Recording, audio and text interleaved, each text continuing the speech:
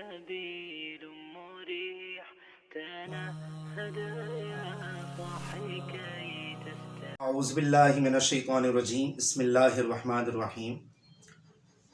ناظرین، 27 رجب کی رات تھی اور حضور صلی اللہ علیہ وسلم آج بہت زیادہ پریشان تھے، کیونکہ حضور صلی اللہ علیہ وسلم ایک انسان تھے نا، تو انسان ہونے کے ناطے جو انسانی کیفیات، جو انسانی نیچر اور جو انسانی لوازمات ہوتے ہیں وہ ڈیفینیٹلی پیغمبروں کے ساتھ بھی ہوتے ہیں، کیونکہ جان نچھاور کرنے والے چچا جان کا انتقال ہوا اور ہر معاملات میں سپورٹ کرنے والی زوجہ حضرت خدیجۃ الکبریٰ رضی اللہ تعالی عنہا کا بھی انتقال ہو گیا. کفار کی طرف سے آپ کو شدید ترین پریشان کیا گیا، طائف میں پتھر برسائے گئے. آج حضور کا دل بڑا غمگین تھا اور پریشانی کے عالم میں اپنی چچا زاد بہن حضرت ام ہانی رضی اللہ تعالی عنہا کے گھر جا کر کے حضور صلی اللہ علیہ وسلم آرام فرما ہوئے. چونکہ اللہ تعالیٰ تو سب کچھ جانتا ہے کہ آج ان کے جو حبیب ہیں وہ بہت پریشان ہیں، تو حضرت جبرائیل علیہ السلام کو روانہ کیا کہ آپ جائیے اور جا کر کے میرے حبیب کو میرا دیدار کروانے کے لیے لے کر آ جائیں. ناظرین، یہ اتنا بڑا انعام تھا جو حضور سے پہلے کسی بھی پیغمبر کو نہیں ملا، یعنی اپنی سر کی آنکھوں سے اللہ تبارک و تعالیٰ کا دیدار کرنا. اور پریشانی کے بعد اگر بہت بڑی خوشی اویلیبل ہو جائے تو دیکھا یہ گیا ہے کہ پریشانی کے سارے اثرات ختم ہو جاتے. اب نقشہ کچھ یوں بنا کہ رات کا وقت ہے، 27 رجب کی رات ہے، حضرت ام ہانی رضی اللہ تعالی عنہا کا گھر ہے اور حضور علیہ السلام آرام فرما ہے، یعنی کہ سو رہے ہیں. حضرت جبرائیل علیہ السلام آتے ہیں. اب یہ وہ دربار ہے جہاں پر فقط محض آواز بلند کرنے پر اعمال برباد ہو جاتا. وہ آیت ہے نا، یا ایھا الذین آمنوا لا ترفعوا اصواتکم فوق صوت، پوری کی پوری آیت ہے.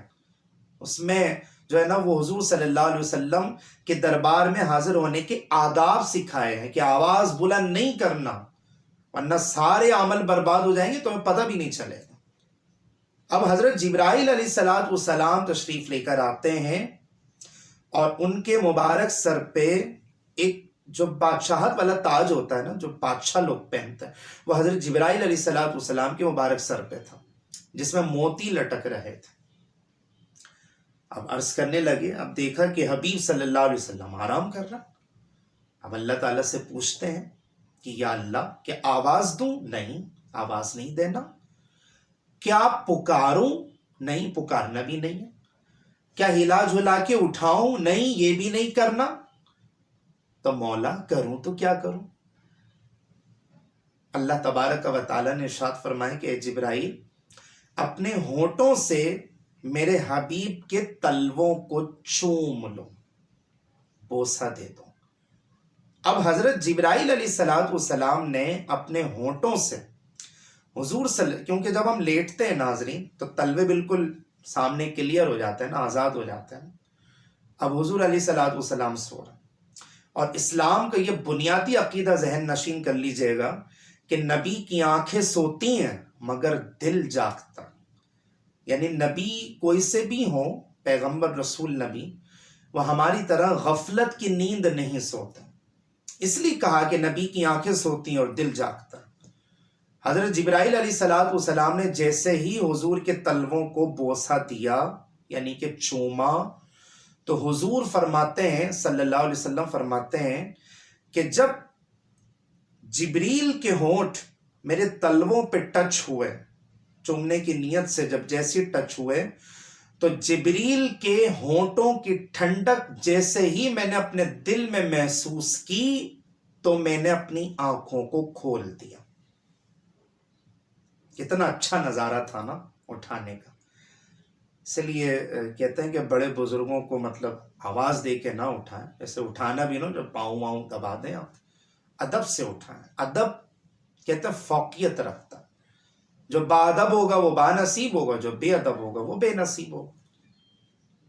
آپ کسی بزرگ کو اٹھا رہے ہیں, کسی اللہ کے ولی کو اٹھا رہے ہیں, آواز نہ دیں, پاؤں دبا دیں. لیکن یہاں تو حضور کا ذکر ہے نا, یا تو جبرائیل علیہ السلام کا ذکر ہے. اچھا, جب انسان جاگتا ہے تو جاگنے کے بعد ڈیفینیٹلی وہ منہ دھوئے گا یا وضو کرے گا. تو حضور صلی اللہ علیہ وسلم اٹھتے ہیں, آپ نے وضو کیا, وضو کرنے کے بعد آپ تشریف لے کر جاتے ہیں. اب اتنا طویل سفر کر کے جب آتے ہیں, طویل سفر سے کیا مراد ہے کہ یہاں سے جاتے ہیں مسجد اقصی جاتے ہیں, وہاں تمام پیغمبروں کی امامت کروانے کا آپ کو شرف ملتا ہے. پھر 7 آسمان پار کر کے, پھر سدرہ, پھر لامکاں, پھر خدا کا دیدار, پھر جنت دوزخ کو ملاحظہ فرمانا, جنت کی سیر کرنا, یہ تمام چیزیں کر کے جب آتے ہیں تو منظر یہ دیکھتے ہیں کہ مبارک بستر گرم ہے, پانی بہہ رہا ہے اور کنڈی ہل رہی ہے. پہلے زمانے میں جو کنڈی ہوتی تھی نا وہ زنجیروں کی ہوتی تھی, یعنی جو دروازے کے جو 2 پارٹ ہوتے تھے تو وہ یوں دروازہ بند ہوا اور درمیان میں زنجیر کی کنڈی ہوتی تھی. جب زنجیر کی کنڈی کھولیں گے وہ تھوڑی دیر کے لیے ہلے گی. اب وہ کتنی دیر کے لیے ہلے گی؟ 2-4 سیکنڈ کے لیے, میکسیمم 5 سیکنڈ کنزیوم ہوں گے نا وہ کنڈی جو ہل رہی ہوگی, اگر کسی انسان نے جلد بازی میں کنڈی کو کھولا ہو. اور حضور صلی اللہ علیہ وسلم یہاں پہ ٹائم کو روک دیا گیا, وقت کو روک دیا گیا, اور اتنا طویل سفر کر کے جب آتے ہیں تو مبارک بستر گرم, کنڈی ہل رہی ہے, پانی بہہ رہا ہے. یہ خاص طرح کا معجزہ ہے کہ جس کو آج اگر آپ کہتے ہیں نا کہ مخالفت میں اگر آپ اس کو غور و فکر کریں گے تو آپ کو سفر معراج سمجھ میں نہیں آئے گا.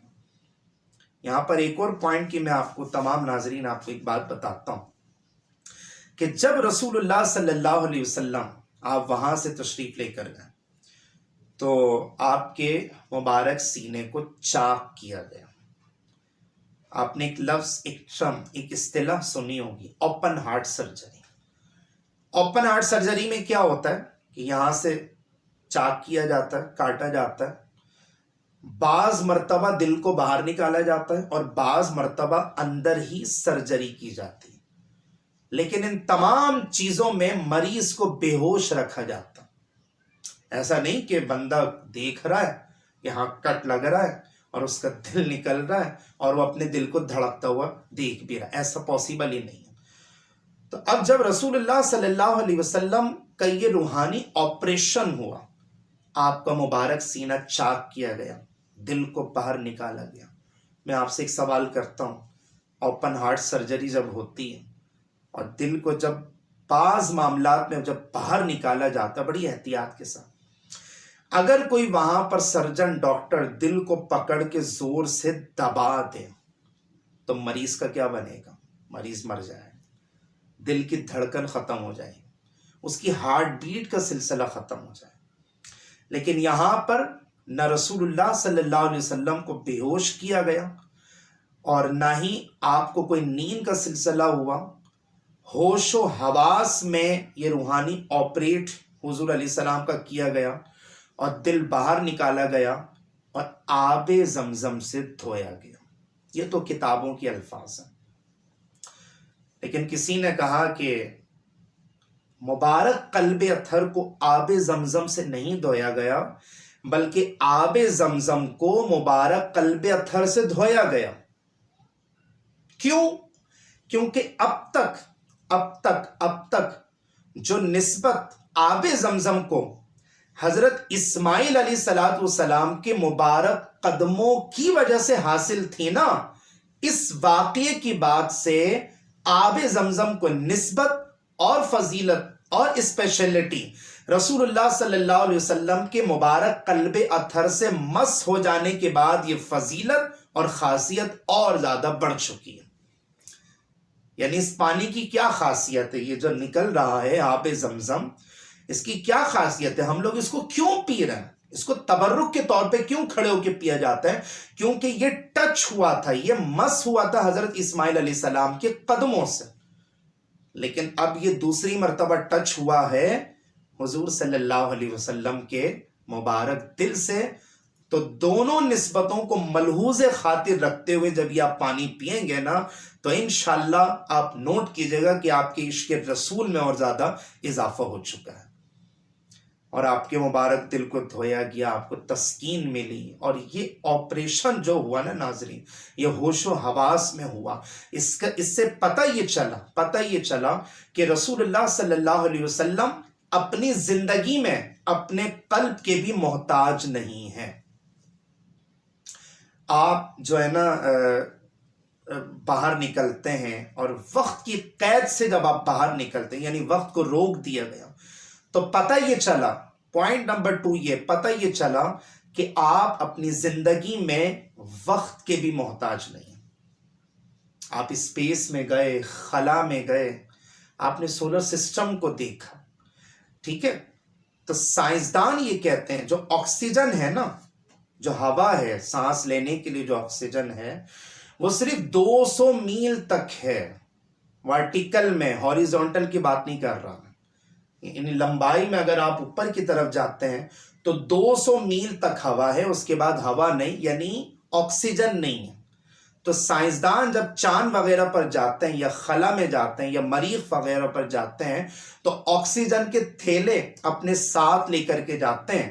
لیکن رسول اللہ صلی اللہ علیہ وسلم, آپ چاند کیا, آپ ستارے کیا, آپ مریخ کیا, آپ کہکشاں کیا, آپ تو 7 آسمان پار کر کے لامکاں تشریف لے کر گئے, اور بغیر آکسیجن کے گئے اور بغیر آکسیجن کے تھیلے کے چلے گئے. اس سے ثابت یہ ہوا کہ رسول اللہ صلی اللہ علیہ وسلم اپنی مبارک زندگی میں آکسیجن کے بھی محتاج نہیں.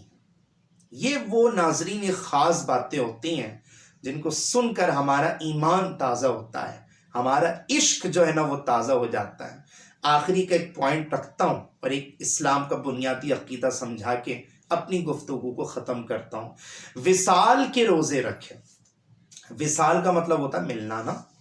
وصال کے روزے رکھے یعنی جس میں نہ سحری ہو نہ افطاری ہو, ٹھیک ہے. اور حضور علیہ الصلوۃ والسلام کا دیکھا دیکھی صحابہ کرام نے بھی صوم وصال رکھنا شروع کر دیا, یعنی جس میں نہ سحری ہو نہ افطاری ہو, نہ دن میں کھانا نہ رات میں کھانا.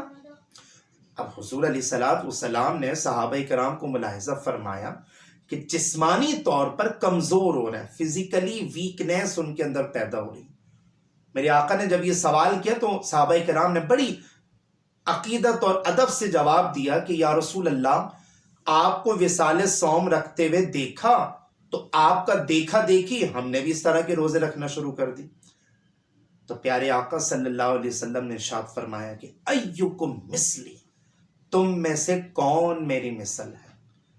جماعت صحابہ میں سناٹا چھا گیا. چاہتے تو ابو بکر صدیق کھڑے ہو جاتے, یا رسول اللہ میں آپ کی طرح. چاہتے تو فاروق اعظم کھڑے ہو جاتے, چاہتے تو عثمان غنی کھڑے ہو جاتے, چاہتے تو مولا کائنات حضرت علی رضی اللہ تعالی عنہم اجمعین, یہ جلیل القدر صحابہ کرام کھڑے ہو جاتے کہ یا رسول اللہ ہم آپ کی طرح ہیں. لیکن ہزاروں صحابہ کرام کی جماعت کے اندر سناٹا چھا گیا, کیونکہ صحابہ کرام کا یہ ایمان, عقیدہ اور بلیف تھا کہ پیارے مصطفیٰ صلی اللہ علیہ وسلم بے مثل و بے مثال ہیں. ہم حضور کی طرح نہیں, نہ حضور ہماری طرح ہے. یا آج لوگ عموماً شیطانی وسوسہ آتا ہے نا کہ یار حضور تو ہماری طرح ہے, قرآن میں ہے کہ میں تمہاری طرح بشر ہوں. معاذ اللہ استغفر اللہ. انہوں نے یہ تفسیر نکالی کہ مقام اور مرتبہ بس اتنا ہے کہ جتنا ایک بڑے بھائی کا ہوتا ہے یا جتنا جو ہے نا وہ کسی سردار کا ہوتا ہے. تو انہوں نے حضور کی شان کو گھٹایا, اور گھٹانے کے بعد کہنے لگے کہ دیکھو یہ تو حضور ہماری ہی طرح ہیں. ناظرین یہ بات یاد رکھیے گا, حضور کو گھٹانے کے اعتبار سے یا حضور کو مقام اور مرتبہ ان کا کم کرنے کے اعتبار سے اپنی طرح سمجھنا یہ کفار کا عقیدہ تھا, مسلمانوں کا عقیدہ نہیں تھا, یہ صحابہ کرام کا عقیدہ نہیں تھا. اس لیے کوشش یہ کریں کہ ان لوگوں کے ساتھ اٹھے بیٹھیں جو عشق اور محبت کی باتیں کرتا ہے، جو پیارے مصطفیٰ صلی اللہ علیہ وسلم کا مقام اور مرتبہ بڑھانے کی باتیں کرتا ہے، اور جن کا ایمان اور عقیدہ ہے کہ حضور اگر نہ ہوتے تو کچھ بھی نہ ہوتا، حضور ہیں تو ہم ہیں۔ اور یہ سفر معراج، جیسا کہ میں نے اپنے پچھلے لیکچرز میں عرض کیا کہ یہ تمام تر معجزات میں یونیک قسم کا معجزہ ہے کہ جس کو انسان جتنا پڑھے، جتنا آبزرو کرے، جتنا کنسیڈر کرے، عشق مصطفیٰ بڑھتا ہے، محبت مصطفیٰ بڑھتی ہے، اور حضور صلی اللہ علیہ وسلم کا قرب ہم تمام مسلمانوں کو نصیب ہوتا ہے۔ اگر آپ کو میری یہ بات پسند آ جائے، آخری جو میں نے آپ کو عقیدہ اسلام کو بنیادی عقیدہ بیان کیا، اور تمام تر گفتگو میں ساری گفتگو اگر آپ کو پسند آ جائے، فرسٹ آف آل لائک کریں، شیئر کریں، اور نئے آنے والے ناظرین سے میری مؤدبانہ گزارش ہے کہ اگر انہوں نے میرے یوٹیوب چینل حسان امتیاز ٹی وی کو ابھی تک اگر سبسکرائب نہیں کیا تو فوراً ثواب کی نیت سے سبسکرائب کر لیجئے، اور میرے تمام لیکچرز میرے فیس بک کا جو پیج ہے اس کا نام سائڈ میں لکھا ہوا ہے، اس کا لنک آپ کو ڈسکرپشن میں اویلیبل ہو جائے گا۔ آپ تمام ناظرین میرے فیس بک کے پیج کے اوپر جا کر بھی میرے تمام لیکچرز کو بآسانی واچ کر سکتے ہیں۔